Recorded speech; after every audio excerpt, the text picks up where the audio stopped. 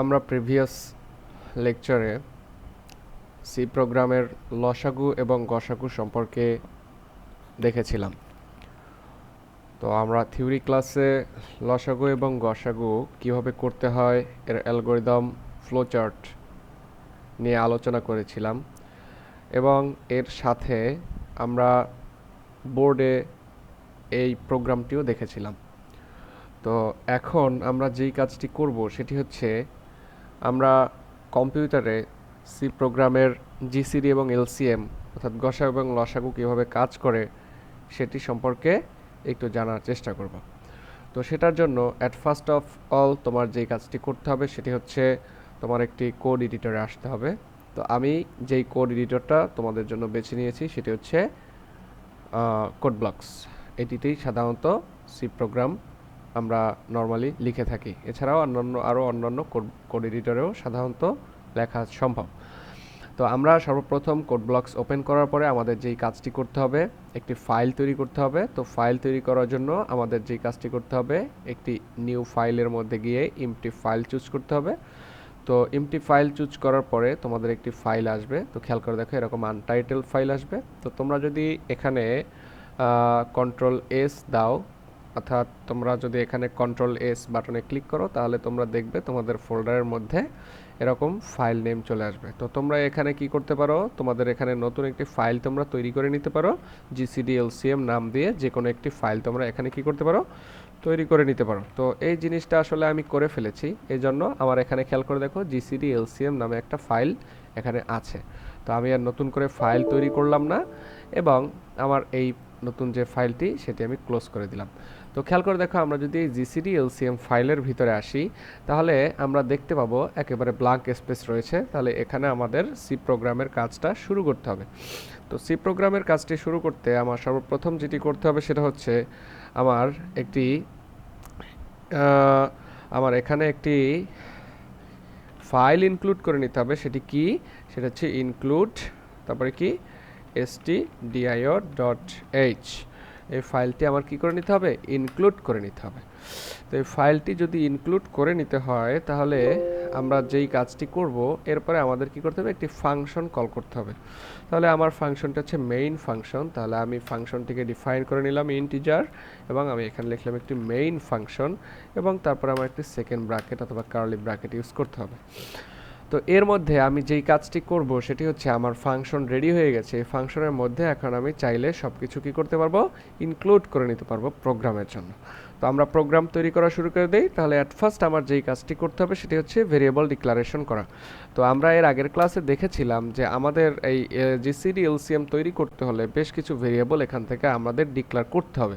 তো তার মধ্যে কি কি ভেরিয়েবল ডিক্লেয়ার করতে হবে, প্রথমে আমি কি করলাম, এ ভেরিয়েবলকে ডিক্লেয়ার করলাম, তারপরে আমি এখান থেকে বি ভেরিয়েবলকে ডিক্লেয়ার করলাম, তারপরে এখান থেকে আমি নাম্বার 1 ভেরিয়েবলকে ডিক্লেয়ার করলাম, নাম্বার 2 ভেরিয়েবলকে ডিক্লেয়ার করলাম এবং এখান থেকে আমি আরেকটা গুরুত্বপূর্ণ জিনিস ডিক্লেয়ার করতে হবে, সেটা হচ্ছে র্যাম অথবা এটাকে আমি রিমাইন্ডার হিসেবে বলেছিলাম অর্থাৎ ভাগশেষ হিসেবে বলেছিলাম। তো ভাগশেষের জন্য আমার একটা ভেরিয়েবল অবশ্যই তৈরি করে নিতে হবে এবং এর সাথে আমার GCD LCM রাখার জন্য আমাদের দুটো GCD এবং LCM এর ভেরিয়েবল তৈরি করে নিতে হবে।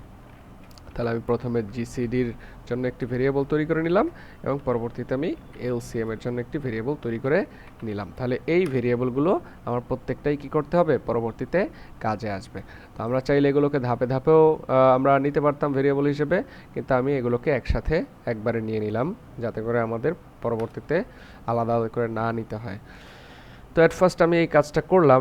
এরপরে আমি কি করব, এরপরে আমার যেই কাজটি করতে হবে সেটা হচ্ছে ইউজার থেকে দুটো নাম্বার ইনপুট নেওয়ার জন্য আমার জায়গা তৈরি করতে হবে। তো ইনপুট নিতে হলে আমি যেই জিনিসটি জানি সেটা হচ্ছে আমার যেই ফাংশনটা ব্যবহার করতে হয় সেটা হচ্ছে স্ক্যানএফ ফাংশন। তো স্ক্যানএফ ফাংশন ব্যবহার পূর্বে আমি কি করব, একটি প্রিন্ট ফাংশন ব্যবহার করব যেন আমি বুঝতে পারি যে আমার এখানে প্রিন্টএফ আমার এখানে কি ইনপুট নিতে যাচ্ছি। তো সেটার জন্য আমি একটা প্রিন্টএফ ফাংশন ব্যবহার করলাম এবং আমি এখানে বলে দিলাম যে কি ইনপুট টু নাম্বারস। ঠিক আছে, এটা আমি বলে দিতে পারি এবং আমি এখানে একটি \t ক্যারেক্টার দিয়ে দিলাম যার ফলে আমার কি হবে, একটু সামনের দিকে আমার মানটা নিবে। তো এরপরে আমি যেই কাজটি করব সেটি হচ্ছে আমার কি করতে হবে, ইউজার থেকে ইনপুট নিতে হবে। ইনপুট নেওয়ার জন্য আমার যে ফাংশনটি ব্যবহার করতে হবে সেটা হচ্ছে স্ক্যানএফ। এই স্ক্যানএফ ফাংশনের মধ্যে আমি কি করব, ইনপুট নেব। তো ইনপুট কোথায় নিতে যাচ্ছি, আমি মেইনলি এখানে ইনপুট নিতে যাচ্ছি এ এবং বিতে। আমি কেন এ এবং বিতে ইনপুট নিব, এর ভিন্ন কিছু কারণ রয়েছে। আমরা দেখব যে আমরা যখন জিসিডি অথবা গসাগুর জন্য যে ক্যালকুলেশন আমরা তৈরি করব, সেই ক্যালকুলেশনের ক্ষেত্রে আমরা যেই ভেরিয়েবলগুলো ব্যবহার করব সেই ভেরিয়েবলগুলো আমরা লসাগুর ক্ষেত্রে ব্যবহার করতে পারবো না।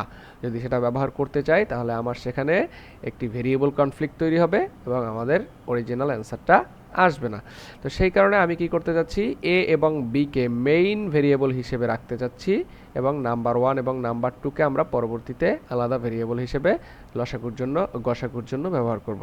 তো আমি এখানে যেই কাজটি করলাম, স্ক্যানএফ ফাংশনের মধ্যে যেহেতু আমার এ এবং বি দুটোই ইন্টিজার, সেজন্য আমি কি ব্যবহার করব, %d ফরম্যাট স্পেসিফায়ার। তাহলে আলাদা আলাদা দুটো %d ফরম্যাট স্পেসিফায়ার ব্যবহার করলাম এবং এরপরে কমা দিয়ে আমার যে কাজটি করতে হবে, $a অর্থাৎ a কে ডিফাইন করে দিতে হবে এবং কোথায় রাখতে যাচ্ছি, b তে রাখতে যাচ্ছি। সুতরাং b কে আমি এখানে ডিফাইন করে দেব। এর পরবর্তীতে আমার যে কাজটি করতে হবে, তাহলে আমরা যদি এখন এটাকে সেভ করি এবং আমি যদি প্রজেক্টটা রান করি, তো রান করতে হলে কি করতে হবে, এখান থেকে বুইল্ডে যেতে হবে এবং বুইল্ড অ্যান্ড রান বাটনে ক্লিক করতে হবে। তো যদি আমরা ক্লিক করি তো আমাদের এখানে খেয়াল করে দেখো নতুন একটা ইন্টারফেস তৈরি হয়ে গেছে। খেয়াল করে দেখো ইনপুট টু নাম্বারস লেখার পরে অনেক দূর জায়গা রেখে তারপরে এখানে একটি টিক আসছে। তো আমরা কিন্তু এখন যদি নাম্বার লিখি তাহলে এই জায়গাটিতে নাম্বার লিখবো। খেয়াল করে দেখো মাঝখানে কিন্তু অনেকটা জায়গা ফাঁকা। এই ফাঁকাটা কোথা থেকে তৈরি হলো, এই ফাঁকাটা তৈরি হলো কিন্তু এই \t ক্যারেক্টারের মাধ্যমে। তো আমরা যদি এখানে একটু দেখি, আমি যদি এখানে দেখি যে কি 34 45 দুইটা নাম্বার আমি চাইলে এখানে কি করতে পারতেছি, ইনপুট দিতে পারতেছি। খেয়াল করে দেখো আমি এটা ইনপুট দিলে পরবর্তীতে যদি এন্টারে ক্লিক করি এখানে কিছুই হচ্ছে না। অর্থাৎ আমরা এখানে যেহেতু কোনো ফাংশনালিটি নেইনি অথবা কোনো কাজ করিনি, এই কারণে আমার এখানে আর কিছুই আসছে না। শুধুমাত্র যেহেতু আমি স্ক্যানে ব্যবহার করছি এই কারণে আমার দুটো নাম্বারই আসছে। তো এখন খেয়াল করে দেখো আমরা অ্যাকচুয়ালি মেইন কাজ শুরু করি। তাহলে মেইন কাজ কি ছিল, আমরা এর আগে যখন অ্যালগরিদম ফ্লোচার্ট করেছিলাম তখন বেশ ভালোভাবেই এগুলো বুঝেছিলাম যে কি করতে হবে। আমার এখানে এর মধ্যে যে ভ্যালুটা আছে সেটা আমি নাম্বার 1 এর মধ্যে নিয়ে যাব, বি এর যে ভ্যালুটা আছে সেটা আমি নাম্বার 2 এর মধ্যে নিয়ে যাব এবং পরবর্তীতে নাম্বার 1 এবং নাম্বার 2 নিয়ে আমি গসাগুর কাজটি করব। তাহলে সেই জন্য আমি কি করব, একটা ভেরিয়েবল নিলাম নাম্বার 1 যেটা ওখানেই দেওয়া আছে। তাহলে নাম্বার 1 এর মধ্যে আমি কাকে রাখবো, একে রাখবো এবং আমি যে কাজটি করব সেটা হচ্ছে নাম্বার 2 এর মধ্যে আমি কাকে রাখবো, বিকে রাখবো। তাহলে এটা হচ্ছে আমার ফার্স্ট কাজটা যখন আমার করা হয়ে গেল, এবার আমার কি করতে হবে, এবার আমার এই নাম্বার 1 এবং নাম্বার 2 একে নিয়ে গসাগুর কাজ করতে হবে। তো খেয়াল করে দেখো এখানে এই দুইটা লাইন আসলে কি হলো, তুমি এ এবং বি এর মধ্যে দুইটা মানকে তুমি ইউজার থেকে নিচ্ছ।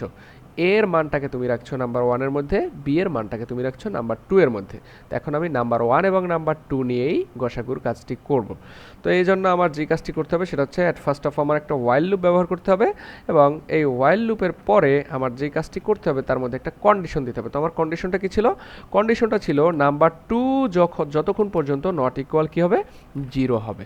তো নাম্বার 2 নট ইকুয়াল 0 কেন আমরা এখানে বললাম, কারণ হচ্ছে খেয়াল করে দেখো নাম্বার 2 এর মান যখনই 0 হয়ে যাবে তখনই আমার হোয়াইল লুপটা বন্ধ হয়ে যাবে এবং এর মধ্যে যেই নাম্বার 1টা থাকবে সেই নাম্বার 1টাই হবে হচ্ছে আমার গসাগুর মান। তো এই জন্য আমি যেই কাজটি এখানে করব সেটা হচ্ছে রিমাইন্ডার। আমার যেই রিমাইন্ডার বলতে কি ভাগশেষ, আমি কিন্তু গসাগু নির্ণয় করার জন্য যে ভাগ পদ্ধতি, সেই ভাগ পদ্ধতি কিন্তু আমরা জানি। তো ভাগ পদ্ধতিটা আসলে কেমন ছিল, ভাগ পদ্ধতিটা ছিল তোমার অ্যাট ফার্স্ট প্রথম সংখ্যা দিয়ে অর্থাৎ প্রথম নাম্বারটা দিয়ে দ্বিতীয় নাম্বারটাকে ভাগ করতে হবে, তার যে ভাগশেষ আসবে সেই ভাগশেষটা দিয়ে আবার তুমি যেটা দিয়ে ভাগ করছো সেটাকে ভাগ করতে হবে, এবার যতক্ষণ পর্যন্ত 0 না আসবে ততক্ষণ পর্যন্ত আমাদের ভাগ করতেই থাকতে হবে। ঠিক আছে, তো আমরা যেই কাজটি করব সেটি হচ্ছে আমরা যদি এখানে দেখি সেটা হচ্ছে তাহলে এখানে কি করব, এখানে তাহলে আমরা লিখতে পারি রিমাইন্ডার ইকুয়াল অর্থাৎ ভাগশেষটা কার ভাগশেষ আসবে সেটা হচ্ছে নাম্বার 1 এবং নাম্বার 2কে ভাগ করে যে ভাগশেষটা তৈরি হবে সেই ভাগশেষটা কার মধ্যে যাবে, রিমাইন্ডারের মধ্যে যাবে। এইটা হচ্ছে আমাদের মেইন কাজ। এরপরে যেই কাজটি করতে হবে সেটা হচ্ছে নাম্বার, খেয়াল করে দেখো আমার নাম্বার 1 এর মধ্যে অ্যাকচুয়ালি প্রবেশ করবে নাম্বার 2 এবং পরবর্তী ধাপে কি হবে, নাম্বার 2 এর মধ্যে প্রবেশ করবে আমার রিমাইন্ডার। তো আমরা যদি এই ফাংশনালিটিসটুকু একটু দেখি, এবং এটা আমি এর আগের ক্লাসে অর্থাৎ থিওরি লেকচারে বেশ ভালোভাবে বুঝিয়েছি, আমরা জাস্ট এখানে কোড করতেছি। তবুও আমি যদি এখানে একটু খেয়াল করে দেখো, আমি যদি এখানে লিখি 30 এবং 15 দুটো নাম্বার, তো খেয়াল করে দেখো আমার এখানে 30টা হচ্ছে গিয়ে কি নাম্বার 1 এবং 15টা হচ্ছে কি নাম্বার 2। তো 30 এবং 15কে তুমি যদি ভাগ করো তাহলে ভাগশেষ কত পাবা? তুমি 15 দুগুণে 30, ভাগফল হয় 2, ভাগশেষ কত হয় 0। তাহলে সেই ভাগশেষ যে 0, সেই শূন্যটা কোথায় চলে যাবে? রিমাইন্ডারের মধ্যে চলে যাবে। ঠিক আছে, আচ্ছা খেয়াল করো তাহলে পরবর্তী ধাপে কি হলো, এখানে খেয়াল করে দেখো নাম্বার 1 হচ্ছে 30 এবং নাম্বার 2 হচ্ছে কত? 15। তো এখান থেকে আমার রিমাইন্ডারের ভ্যালু কত? রিমাইন্ডারের ভ্যালু হচ্ছে 0। হ্যাঁ, তো খেয়াল করে দেখো, একটু বোঝার চেষ্টা করি। তাহলে আমি এখানে একটু লিখে দিই, নাম্বার 1 হচ্ছে 30, নাম্বার 2 হচ্ছে কত? 15। একে যদি আমি ভাগ করি তাহলে রিমাইন্ডার কত হয়? 0 হয়। এবার কি হবে খেয়াল করে দেখো, এবার যেই কাজটি হবে সেটা হচ্ছে নাম্বার 1 এর মধ্যে আসবে নাম্বার 2টা, অর্থাৎ আমার এখানে নাম্বার 2 কত? নাম্বার 2 হচ্ছে আমার কিন্তু 15, সেই 15টা কোথায় চলে আসবে? নাম্বার 1 এর মধ্যে চলে আসবে, এবং রিমাইন্ডারের ভ্যালুটা চলে যাবে নাম্বার 2তে। রিমাইন্ডারের ভ্যালু কত? 0। তাহলে রিমাইন্ডারের ভ্যালু এখানে আছে 0, সেই 0টা কোথায় চলে যাবে? নাম্বার 2 এর মধ্যে চলে যাবে। তাহলে নাম্বার 2টা এবার কত হবে? 0 হবে। তো এই লুপটা একবার চলার পরে যখন দ্বিতীয়বার এই লুপটায় আসবে, তখন এখানে খেয়াল করে দেখো আমার কি, আমার হচ্ছে কন্ডিশন হচ্ছে নাম্বার 2 ইজ নট ইকুয়াল 0, অর্থাৎ যতক্ষণ না পর্যন্ত নাম্বার 2 0 হবে ততক্ষণ পর্যন্ত এই ফাংশন কি করতে থাকবে? চলতেই থাকবে। কিন্তু যখন ফাংশনটা হচ্ছে কি আমার নাম্বার 2 এর ভ্যালু 0 হবে, তখনই কিন্তু আমার কি হবে? এই ফাংশনটা আর চলবে না। তো খেয়াল করে দেখো, এইবার কিন্তু আমরা নতুন যে নাম্বার 2 পাইছি, সেই নাম্বার 2 এর ভ্যালু কত হয়েছে? 0 হয়েছে, যা কিন্তু কি এটা কিন্তু হচ্ছে গিয়ে নট ইকুয়াল না, এটা এবার হয়ে গেছে কি ইকুয়াল, অর্থাৎ আমার এটা কি হয়ে গেছে? 0 সমান হয়ে গেছে। তাই 0 সমানই যখন হয়ে যাবে তখনই কিন্তু আমার এই প্রোগ্রাম আর চলবে না। যখন প্রোগ্রাম চলবে না তখনই এখানে যেই কাজটি হবে সেটি হচ্ছে কি আমার এখান থেকে একটি লসাগুর মান বের হবে, গসাগুর মান বের হবে। তাহলে গসাগুর মানটা কত হবে? গসাগুর মানটা হবে আমার এই নাম্বার 1, অর্থাৎ লাস্ট নাম্বার 1-এ যেই ভ্যালুটা আসবে সেই ভ্যালুটাই হবে হচ্ছে আমার গসাগুর মান। তাহলে আমাদের এখানে গসাগুর মান কত? গসাগুর মান হচ্ছে আমার হচ্ছে নাম্বার 1। এটাই হচ্ছে মূল বিষয়। তাহলে আমরা এখান থেকে যেই কাজটি করতে পারি সেটা হচ্ছে এই যে 0 এবং 0, 30, 15 এই যে নাম্বারগুলো লিখেছিলাম, এই নাম্বারগুলোকে মুছে দিতে পারি। এগুলো জাস্ট আমরা এক্সাম্পলের জন্য এখানে ব্যবহার করেছি। এখানে তুমি 30, 15 না দিয়ে তুমি অন্যান্য যত নাম্বারই দাও না কেন, তুমি ঠিক একইভাবে কী পাবা? সকল অ্যান্সারগুলো পেয়ে যাবা। ঠিক আছে, তো আমরা এগুলোকে একটু মুছে দেই। তাহলে আমরা কি করলাম? আমরা এখানে যে কাজটি করলাম, আমরা রিমাইন্ডারের মধ্যে রাখলাম নাম্বার 1 এবং নাম্বার 2 এর ভাগশেষকে। আমরা কি করলাম? নাম্বার 2 এর নাম্বার 2তে যেটা ছিল সেটাকে নিয়ে গেলাম নাম্বার 1-এ, রিমাইন্ডারে যেটা ছিল সেটা দিলাম নাম্বার 2তে, এবং আমরা যতক্ষণ পর্যন্ত দেখব না নাম্বার 2 0 হচ্ছে ততক্ষণ পর্যন্ত আমার এই ফাংশন, এই প্রোগ্রামটা চলতেই থাকবে। ঠিক আছে, আচ্ছা, তো এরপরে আমি কি করলাম? আমি তাহলে এখান থেকে নাম্বার 1 থেকে আমি কি করলাম? জিসিডির মানটা পেয়ে গেলাম। তো আমার কি কাজ? আমার জিসিডির সাথে এলসিএম এর ভ্যালুটাও বের করে ফেলতে হবে। তাহলে এলসিএমটা তাহলে আমি কীভাবে বের করতে পারি? এলসিএম এর জিনিসটা কিন্তু আসলে সহজ। সেটা কি? খেয়াল করে দেখো, আমার যে দুইটা নাম্বার ছিল সেই দুইটা নাম্বার আমি ইউজার থেকে নিয়েছি। সেই দুইটা নাম্বার আমি ইউজার থেকে কি নিয়েছি? এ এবং বি। খেয়াল করে দেখো, আমি কিন্তু এখানে কিন্তু আমার আরও দুইটা ভেরিয়েবল আছে, সেটা হচ্ছে নাম্বার 1 এবং নাম্বার 2। এই দুইটা ভেরিয়েবল কিন্তু আসলে আমি ইউজার থেকে যেই ইনপুটটা নিছি সেটা কিন্তু নেই। কারণ কি? খেয়াল করে দেখো, এই ওয়াইল লুপের মধ্যে নাম্বার 1ও চেঞ্জ হয়ে গেছে, নাম্বার 2 এর ভ্যালু কি হয়ে গেছে? চেঞ্জ হয়ে গেছে। হয় কিন্তু বারবার চেঞ্জ হতেই থাকে। সুতরাং নাম্বার 1 এবং নাম্বার 2 এর যে এক্স্যাক্ট প্রাথমিক ভ্যালুটা ছিল সেই ভ্যালুটা কিন্তু এখন আর নাম্বার 1 নাম্বার 2 এর মধ্যে নাই। তো এক্স্যাক্ট যে ইউজার যে ভ্যালুটা দিছে সেই ভ্যালুটা কোথায় আছে? সেই ভ্যালুটা আছে এ এবং বি এর মধ্যে। তাহলে আমাদের এলসিএম এর ক্ষেত্রে যেই কাজটি করতে হবে সেটা হচ্ছে ইউজারের যে দুইটা নাম্বার সেই দুইটা নাম্বারকে গুণ করতে হবে, এবং তাকে আমার যে জিসিডিটা বের হয়েছে সেই জিসিডি দিয়ে কি করতে হবে? ভাগ করতে হবে। তাহলেই আমি এক্স্যাক্ট আমার লসাগুর ভ্যালুটা পেয়ে যাব। তাহলে এখানে এক্স্যাক্ট ভ্যালুটা কি? এ, এবং তার সাথে যদি আমি বিকে গুণ করি, এ গুণ বি, এবং একে যদি আমি কি করি? জিসিডি দিয়ে ভাগ করি। ঠিক আছে, একে আমি যদি কি করি? জিসিডি দিয়ে ভাগ করি, তাহলেই আমি কি পেয়ে যাব? লসাগুর মানটা পেয়ে যাব। এটাই হচ্ছে আমার লসাগু নির্ণয় করার সূত্র। তাহলে এই সূত্রটা আমরা কিন্তু এর আগে ক্লাসে বসে বেশ ভালোভাবে বুঝেছিলাম। তো খেয়াল করে দেখো, আমার এখান থেকে কি হলো? আমার এখান থেকে জিসিডির মানটাও বের হয়ে গেল, এলসিএম এর মানটাও বের হয়ে গেল। এখন তাহলে জিসিডি এবং এলসিএম এর ভ্যালু যে দুটো আছে, এই দুটো ভ্যালুকে আমার কি করতে হবে? আউটপুটে দেখতে হবে। তো আউটপুটে দেখার জন্য আমি যেই কাজটা করতে পারি সেটা হচ্ছে প্রিন্ট ফাংশন ব্যবহার করতে পারি, এবং প্রিন্ট ফাংশনের মধ্যে লিখতে পারি জিসিডি ইজ অর্থাৎ জিসিডি হলো কি, এই যে জিসিডি ইজ লেখার পরে আমি আউটপুটটা দেখতে যাচ্ছি, এই কারণে এখানে দিলাম আমি %d। এবং আমি কি করলাম, এখানে কি করলাম, আমি একটা নিউ লাইন, আমি একটা \n ক্যারেক্টার ব্যবহার করলাম এবং কমা দিয়ে আমি এখানে কাকে দেখাতে যাচ্ছি, জিসিডিকে দেখাতে যাচ্ছি। তাহলে জিসিডি কোথায় আছে, এই যে আমার জিসিডি একটা ভেরিয়েবল আছে, তাহলে আমার কি করতে হবে, এবার সেই ভেরিয়েবলটাকে ডিক্লেয়ার করে দিতে হবে। তাহলে ডিক্লেয়ার করে দিলাম এবং কি করতে হবে, আমার এখান থেকে আমার লাইনটাকে অবশ্যই ব্রেক করে দিতে হবে। তাহলে আমার জিসিডিটা লেখা দেখা শেষ। এবার আমি কি করব, প্রিন্ট করব। কাকে প্রিন্ট করব, এবার আমি প্রিন্ট করব এলসিএমকে। তাহলে এলসিএমকে যদি আমি প্রিন্ট করতে চাই তাহলে আমি লিখব এলসিএম ইজ, তাহলে এলসিএম কত, এলসিএম হচ্ছে ঠিক অনুরূপভাবে এটাও একটি, যেহেতু একটি ইন্টিজার ভ্যালু, সুতরাং %d\n, এরপরে কি করতে হবে, আমার একটা কমা ব্যবহার করতে হবে এবং এখানে লিখতে হবে কি এলসিএম, আমার এই যে এলসিএম ভেরিয়েবলটা সেটাকে ডিক্লেয়ার করে দিতে হবে, অন্যথায় তো আমার এখানে কি দেখাবে সেটা খুঁজেই পাবে না। তো আমি কি করলাম, এখানে একটি সেমিকোলন দিয়ে শেষ করে দিলাম এবং আমার এরপরে যে কাজটা করতে হবে, রিটার্ন করতে হবে।